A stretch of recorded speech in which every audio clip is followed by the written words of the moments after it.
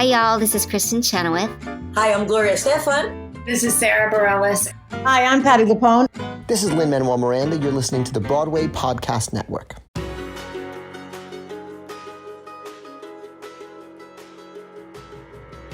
Welcome to another episode of the Theater Podcast. I'm your host, Alan Seals, and this episode is with Kathryn Allison, who you probably know from Aladdin on Broadway right now, but hopefully you also know her from the new original scripted podcast called Loveville High.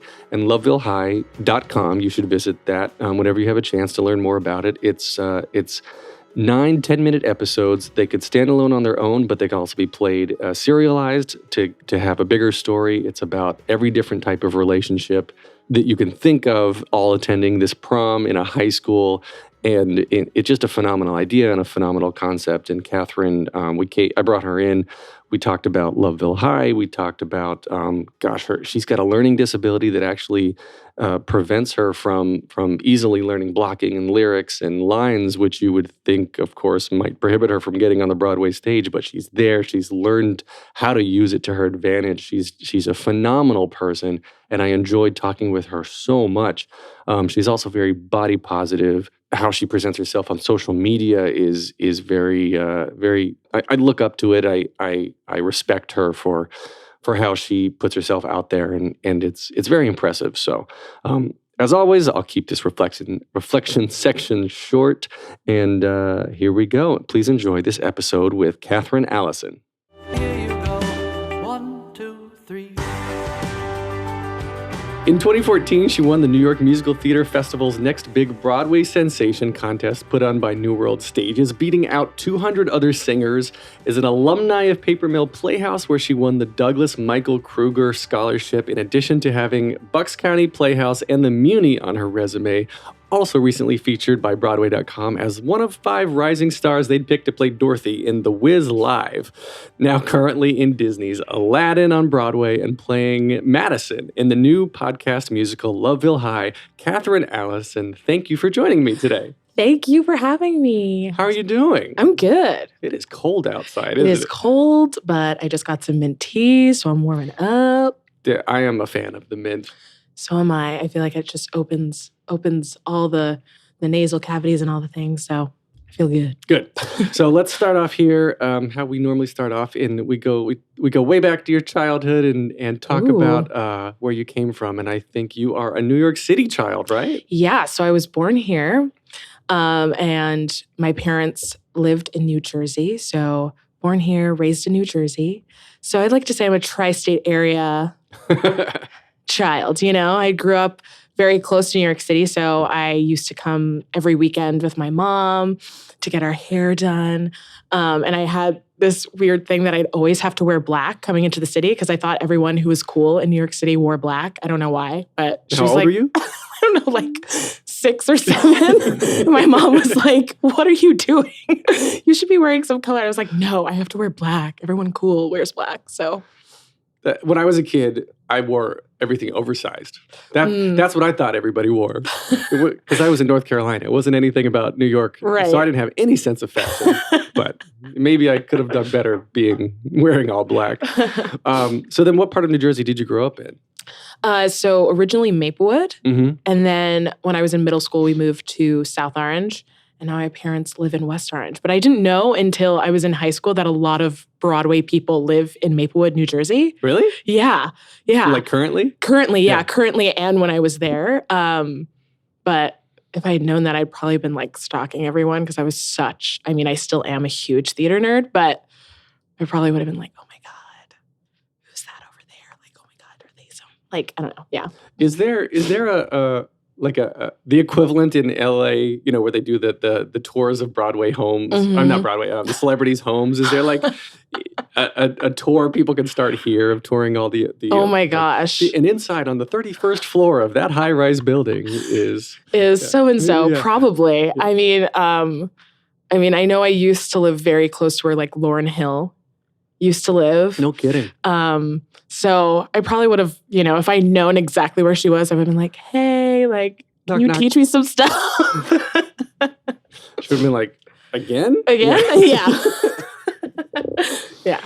And I read an article in at which point that you said that you discovered at a young age that you had a learning disability. I did. Yeah. I have several of them. They're pretty, it's interesting because, theater involves a lot of memorizing and memory. And one of the things I have is short-term memory, as well as auditory processing, which basically means if someone gives me a list of things, tasks, they tell me a list of tasks, it's hard for me to replay what those tasks are to you, which weirdly, I know it's weird. So it's like, it was very simple when I was little. My mom would be like, hey, can you pick up the laundry? Can you go downstairs and get me a pencil? Can you go to the refrigerator and grab me a glass of orange juice? And I wouldn't be able to repeat those things back to her, which is so crazy to think that like why something in my brain wasn't firing. But because I was in theater, it actually helped me to remember those things better, because those are the things that you need to learn when you're memorizing lines. You have to remember your cues and things like that. So it's been a great deal of help. It's still a bit of a struggle, but it's gotten a lot better. So what's the difference actually between short-term and long-term? I know that people often confuse the two. Right. So short-term is literally like less than a minute or something, right? Yeah. Things that are very, happened just recently, whereas, things that have happened over a long period of time stick in longer. So for me, I've had to create different techniques about how to really how to like stick lines in my head because, I will forget things very quickly, which is obviously not great for this industry. But yeah, some people look at me weird when I'm memorizing my lines. They're like, why do you have like all of these note cards with all your lines on it? I'm like, this is how I got to do this process, or it's not going to get in there and stick, And so how then do you commit it to long term? Because you have to like get it past short term. Right. So sorry, I'm really curious. I know about you're this. like, no, it's cool. So I mean, I feel like I do what most people do, maybe, but just I sit with my script. Once I have a script, I sit with it every single night. And I read through the whole thing every single night, which sounds crazy because you're like, wow, that's 2.5 hours worth of material that you're doing every night before bed. But it seems to work for me. And then also, if it's something that's really tough, I'll take, just like when you were in school and you were studying a language, that you would have the definition or the, for example, like bonjour, and the meaning on the other side would be the same thing. So that would be, I don't know, in Aladdin, like still I think she's rather tasty would be on one side, and then the Q line would be on the other. Oh, interesting. Yeah. Oh gosh, I didn't even think about that. Your lines are coming in a sequence. Yeah. So if you can't remember sequences, and then that poses a challenge. Yeah. Huh. Yeah. Well, I'm glad you've worked through that. Yeah. With lots of help. But yeah. Yeah. Well, how did that affect you as a child? I had really great parents. They were ones to see a problem and not be like, oh man, that sucks. I don't know how we're going to deal with that. They were like, nope, we're going to figure this out because we think that there's nothing that you can overcome. So I was really lucky and in a privileged situation to attend a school that was specifically for people who had learning differences. So a lot of the tools that I learned while I was in middle school at that school is kind of still the stuff that I use today. I've talked with a lot of people now, and mental health and therapy comes up so often. So often. Yeah. Because I'm going to generalize here a little bit, but I feel like to be a really good actor, you have to be in touch with your emotions, of course. You have to be in touch with who you are. And that comes with a lot of realization of pain and hurt that you may have caused others, or that others are causing you. Absolutely. And you kind of like deal with the coping, or how you cope with it is a lot of people's therapy, or literally the therapy is how you cope with it, and they get on stage and that's how they can deal with a lot of it. Right. And a lot of like super shy people or people who have issues, they can work through that by getting on stage, by singing, by expressing themselves in a way. it was interesting, something really eye-opening for me, and I'm kind of digressing here a little bit. When I was talking with Ali Stroker, of course she's in a wheelchair, Yeah. and she said that she loves theater because it gives people an excuse to look at her. I love that. They out when we're walking around, we see somebody with a disability, and we're like, oh, okay, got to look away. Not supposed to look at them. Right, right. Mommy says never stare. Daddy says never stare. But she's like, when I'm on stage, they can look at me for an hour and a half and not feel bad about themselves, and it's not uncomfortable for me. And I'm like, that is beautiful. It's brilliant. I love that. That's yeah. Yeah. I'm a huge fan of hers, by the way. So yeah, huge fan. Yeah, and I think she did Paper Mill as well. Mm-hmm. Yeah, and she's in Loveville High as well. Yeah, exactly. Which is so dope. I'm like, oh my gosh, all these people that I'm like huge fans of, are in this podcast, and the fact that I'm like listening to them in my head, I'm like, oh, this is just the best thing ever. Well, let's talk about Loveville High for a second. Now that we've gotten there. So, what for those who don't know, what is Loveville High? Loveville High is a 9-episode podcast musical that is set in a fictional town in Ohio. And it deals with, I think, a lot of things that high schoolers today are dealing with about identity and love and what do you do if before you get to college, and typical things that I think a modern teenager in this day is dealing with, which I think is pretty cool.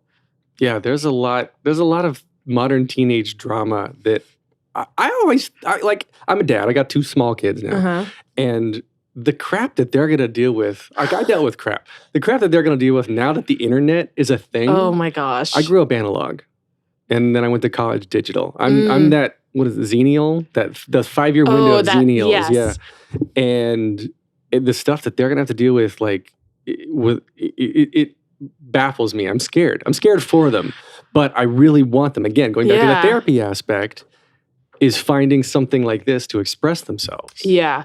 Yeah. I think it's, I kind of grew up in in a switch kind of happened for me in the middle of like high school, which I don't know if was the best, or maybe it was, I don't know. Because we were kind of slowly learning what Facebook was and kind of cyberbullying and how that came up, but having a place where you can express things to someone who is totally unbiased and can give you so many angles to assess the situation and figure out what the best way to handle it is, I think is essential for me, at least. Yeah. Yeah. Yeah. And well, singing is a form of therapy. Writing is a form of therapy. Yeah. Therapy, obviously, is literal therapy. Yeah. No, I cannot talk enough about the importance of like maintaining your mental health as much as your physical health. I think in America, it's taboo, and it's considered shameful for some reason. It is, and I don't like it. And I really applaud the creators of Loveville High for creating something that is bringing out what is, like you said, what is becoming very standard in high school now for these kids. Like high school, that is your whole world. The prom is the pinnacle. Yes. Right? Yes. Yeah, absolutely. So in Loveville High, you've got, transgender, cisgender, gay and straight relationships. Yes. You've got all these representative relationships. Right. And it's I love it. I love that that's where we're heading. So your character of Madison, right? So what is Madison? Madison is she's exuberant. She's super playful. Everyone loves having her around. She's a big girl with a big voice. But I don't know if she realizes, I think, throughout the episode that she kind of loves the quieter sides of herself and, wants to be the girl who has like a close-knit group of friends that she relies on for everything. And I think she kind of shocks herself through the episode about how she feels about that. And I think that's pretty cool because I relate a lot to Madison, actually. How so? Kind of like that imposter syndrome where you're like, everyone's put this role on me, but I don't actually, am I that? Or am I truly something else? And I think the quieter moments that she has in the episode are so beautiful and poignant, and I can't wait for people to hear them. Have you recorded it yet? I have not.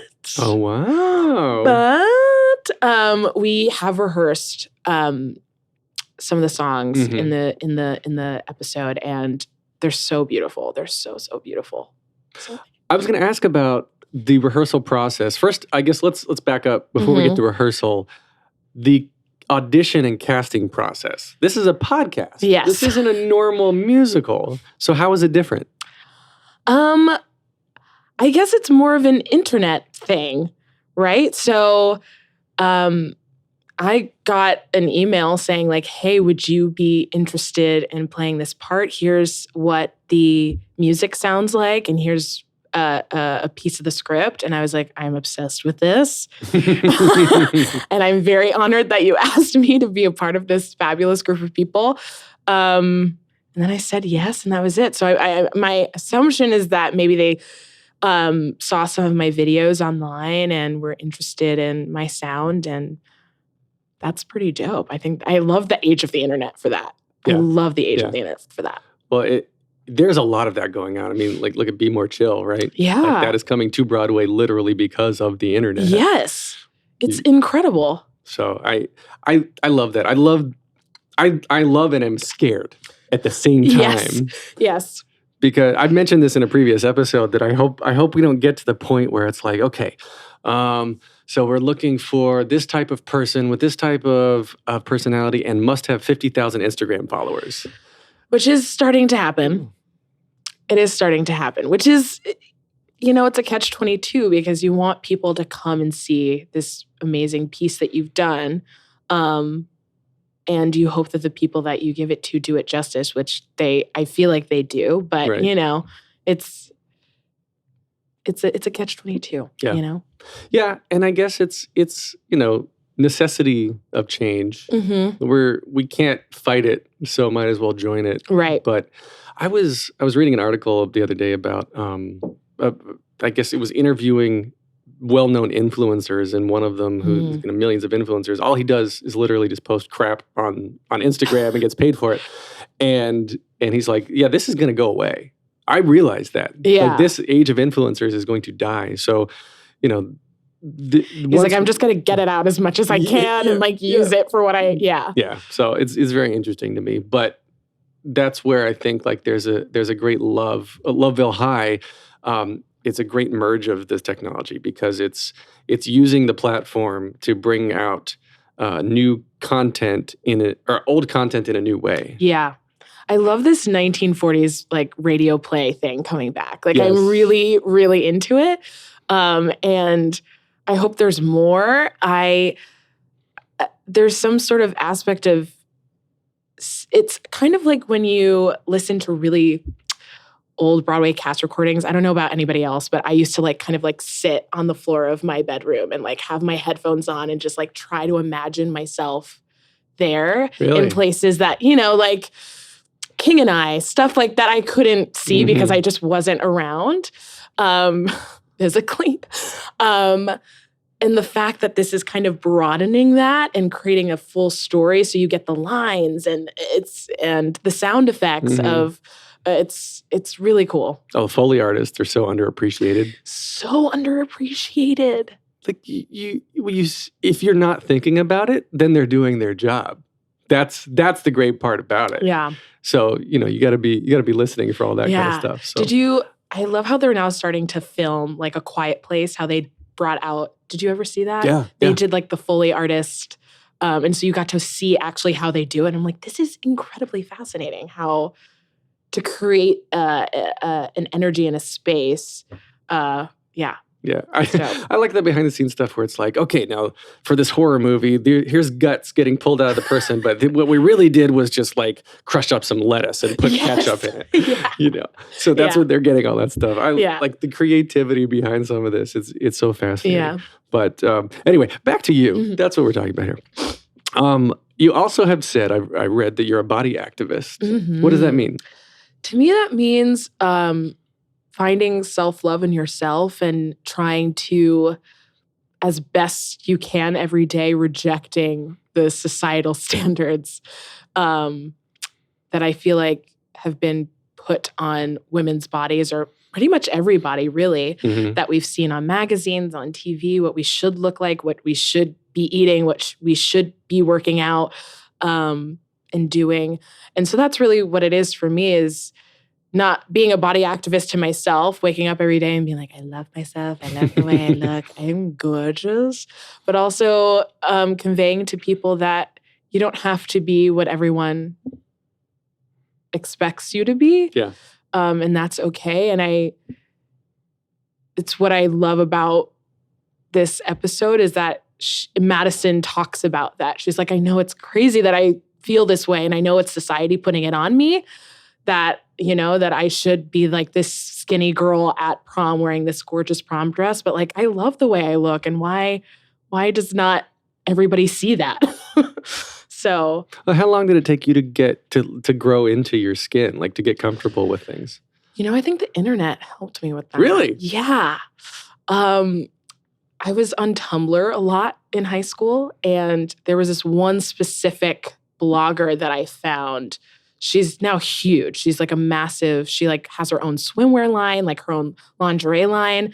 Gabby Fresh, for anybody who wants to check it out.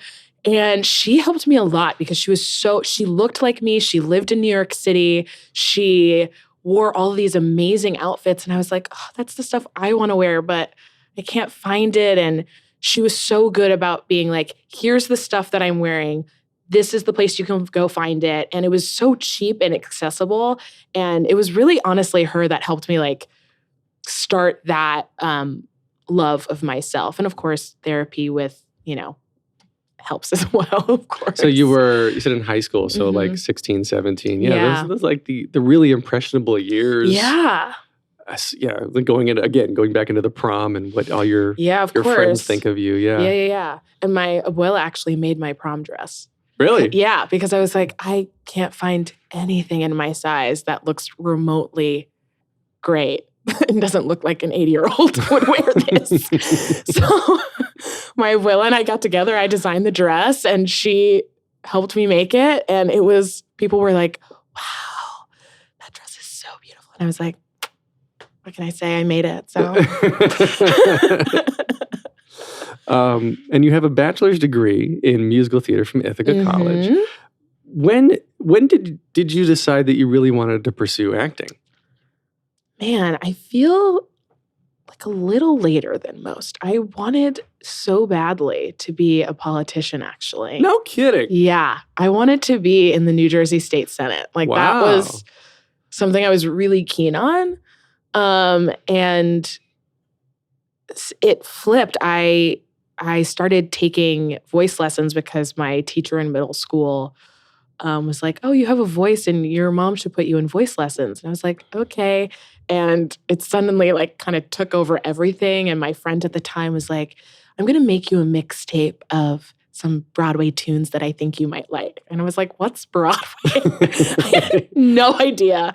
And I think Little Shop was on there, and Castle on a Cloud, and Aida. And I was like, whoa, my mind was blown. So that it started changing around that time, that I was like, maybe Broadway is what I want to do. I want to become an actress. Okay, how do I do that? Well, what did you listen to until you got that mixtape? What was your music style? Oh, NSYNC. Backstreet Boys, but also my parents were really into jazz and R&B, so I was really just listening to their music. So a lot of Chaka Khan, John Lucien, Luther Vandross, Ella Fitzgerald. I mean, the list can go on and on. But that's what I was listening to. Like the boy bands are nice, but they're not someone to emulate. Right. But like definitely the Ella Fitzgeralds and the Sarah Vaughns and Whitney Houston. Of course. Those are the people that when I look back, I'm like, oh, that's who I was trying to model my voice after. So at Ithaca, at what point, I mean, I guess you're talking about imposter syndrome earlier. Do you yet feel like, this is me. I'm coming into my own now? A little bit. Yeah? A little bit. I feel like I'm confident in certain areas, and then there's other areas that I'm like, I still need to work on that, or I still need to delve deeper into genres or different aspects of myself. So I definitely feel more confident about myself since college, for sure. I feel like college is such a whirlwind time because you come from your high school microcosm and then you enter into like this huge microcosm of people of all different types of people that you've never probably met before, and discovering who you are within that. But you can also start over and like leave your high school persona behind, which is kind of exciting. Yeah. Yeah, I enjoyed leaving a lot of my high school behind too. Like, bye. Yep, peace out. I'm going to go get an education now. Yeah. And so in 2015, made your Broadway debut in Aladdin. And what was the first thing that went through your head when you got that call? The first thing I said was, shut up. I was shocked. It was one of those things that I went in and I was like, I'm going to try and do the best I can because the other people that are up for this are amazing, and maybe they'll call me one day, like 6 years from now. And so receiving that call, I was like, my mind was blown. I was gagged. As I like to say. And how has your life changed since joining the show? I mean, simple things like I've moved to New York, which is what I've always wanted to do since I was a kid. Yep. And I just feel like my creativity has grown. My cast is one to not stop dreaming or working on themselves, and I find that so inspiring. And we've done so many projects together. We've done short films together. We've taken class together. They're just one to be like, you know what? I'm not just because I'm, in a show. It doesn't mean I'm not trying to better myself, which is so great to learn at an early part of your career. Right. So it's been an amazing ride. Even the people who have just been at this for decades still take classes. Right. A lot of them teach, but they're still working. They're always trying to improve. I think, that's a sign of somebody who really cares about themselves and their craft, right? Yeah. You're always looking to get better in some aspect. Yeah. Going back to Loveville High. Yeah. We touched on this earlier, the rehearsal process. I promised you we'd get back to this. So the rehearsal process, how was that different for this compared to your traditional Aladdin, traditional Broadway musical? Traditional. I would say there's a lot of aspects that are the same. David is kind of directing. And so we go through the scene and the beats of the scene and what are the intentions and what is she fighting for? What is she learning about herself throughout the episode? But where it differs is that, you only have your voice to use. You don't have your body. You don't have your face to convey how you're feeling. And so therein lies the challenge of how to convey everything that she feels and expresses through the lovely voice, which is a challenge I love. And I think some of the best Broadway cast recordings I've heard is going to the show and seeing it and then listening to the cast recording and being like, wow, it's still the same experience I got on stage. So how can I invoke the song or invoke the piece with the same amount of energy and intention that would happen on stage if someone were to see a live version of it? Oh, so interesting you say that. When I first started listening to cast albums, it was long before I'd ever, I think, seen a show. And I thought that they took a live performance. Right. And put it on tape. Yeah. You would think that. Yeah, because the energy is just there. It's just there. And you're like, it's so amazing. Like, how do they do that? It's without any, because it's, you don't have a moment before. It's just like, you just got to go and you do it. And they do it in such a short amount of time. So it's kind of this urgency thing. So to have the space to do that with a full scene and everything is pretty cool, and with multiple takes too. Yeah. Which is that's nice. Yeah. Yeah, because you're like, well, I didn't like that take, so actually let me say it this way. Yeah. Yeah. What do you hope that the audience or the listeners take away from Loveville High, like your performance or from the story? I think self-acceptance is okay at any age, and I do hope a lot of high schoolers listen to this, because I would have lived to have something like this when I was in high school, to know that I wasn't alone in how I felt. I think it's so easy to feel isolated, and even the internet can feel isolating. And so the fact that a kid could find this and feel like, oh my gosh, there's someone out there that knows exactly how I'm feeling, is pretty exciting. And so I hope that's what they take away.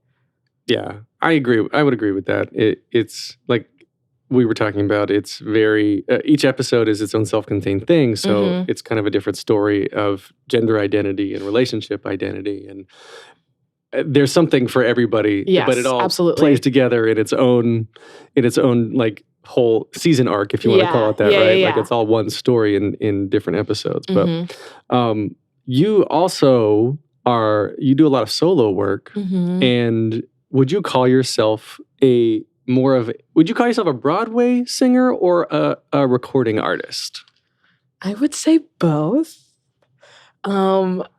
I love recording. I love recording. There's something about trying to achieve the best take possible that I feel like is the perfectionist in me, like, loves that. But there's so many genres that I get to explore as a recording artist that I think are really fun. And Broadway, of course, like, it just feels so good to sing. Like, for me, I love a big, like, brassy belt song. That's like it just feels so good. And the fact that I get to combine both of those worlds together in one podcast is just, it makes it's very exciting. It's so cool. Yeah.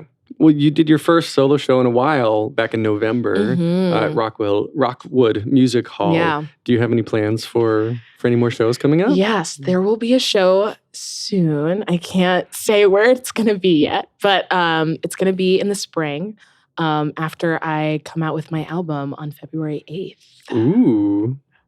And where can we get your album? You are going to be able to find it on iTunes and Spotify and Tidal and Amazon. Like, pretty much everywhere it's sold. Yeah.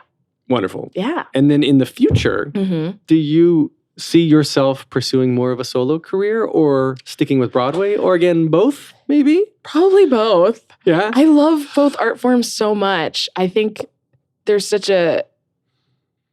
I love being in rooms with people and sharing an experience.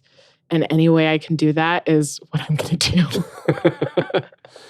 Yeah. So whether it's on Broadway or, if I'm performing at the Boston Pops or something, it's going to be both art forms that I love so much. As long as you're expressing yourself. Exactly.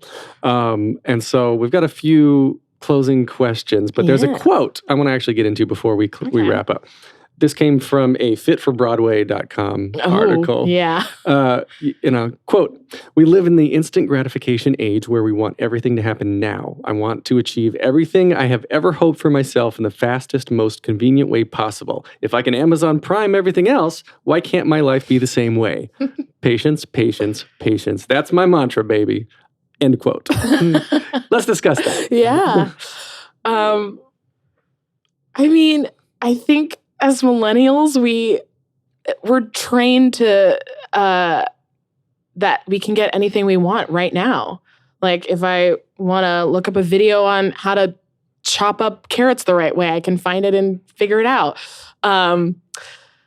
So not trying to unlearn those things, I think, can be difficult when you're like, I want everything in my career to happen right now. I want to get like all the awards and do all the things and work with all the people that I've ever wanted to do right now. And it's like, no, slow down. It's a marathon. It's not a race that you're running. And evidently it's better that way because the more experiences that you gain, the better performer you're going to be, the better artist you're going to be for the audiences that you want to share it with. And it's just a reminder of patience.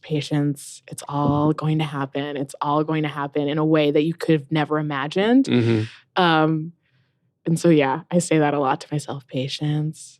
Slow down, Kathryn. Well, you're getting there. Doing a great job. Thanks. All right. So 3 final questions Okay. here that I ask everybody. Very simply, what motivates you? Ooh. I would say people that are younger than me motivate me in a way to like influence them and be able to influence them in a way that I wasn't able to be influenced when I was their age. Does that make sense? Yes. That's such a unique answer. I really like that. Thanks. That's the other great. thing that came to my mind was family, but I think that's, I want to do them proud, and they struggled a lot to get where they are, and I've learned from that and want to be able to be as excellent as possible for them. Wonderful. Yeah. What advice would you give to your younger self and younger people listening now, starting out down a similar path? Oh, jeez. Don't you know? To my younger self, you're loved more than you can ever imagine, and you're worth it. And to all of the young people listening, everything you've ever dreamed or hoped for is totally achievable. Totally achievable. It might not come out the way you thought it was going to come out, but it's going to come out better than you probably envisioned. Okay, and last question. If you can only see one show for the rest of your life, but you can see it as many times as you want, what show would you see? Oh my God. Just one? Just one. That is really difficult. There are so many that just popped into my head that were like, okay, these are great markers. Jeez.